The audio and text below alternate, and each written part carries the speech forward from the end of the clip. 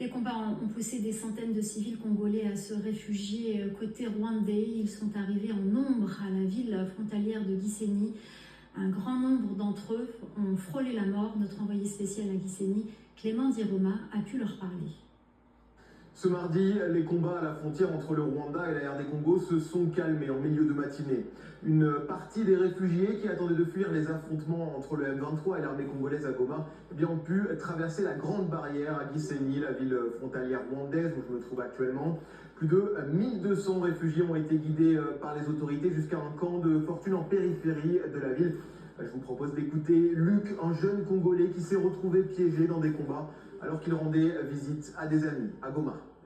Je me suis retrouvé coincé, il y avait des balles partout, il y avait des cadavres partout sur la route. Je me suis dit, putain, mais qu'est-ce qui m'arrive? Bah, c'est en fait ça. Bah, je peux dire que c'était très dur. C'était très dur, je me suis abrité dans la maison, donc il n'y avait pas nulle part où aller. Je me suis dit, si j'aille quelque part, il y a des balles perdues partout, est-ce que je peux... ils peuvent me prendre et me blesser, des choses comme ça. Le camp où se trouve Luc peut accueillir environ 12 000 personnes selon les autorités rwandaises qui se préparent donc à une arrivée massive de réfugiés congolais dans les jours à venir.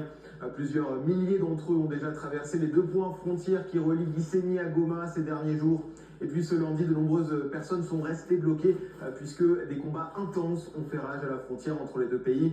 Selon Kigali, au moins 5 civils ont perdu la vie suite à des tirs d'obus et de balles perdues tombées côté rwandais.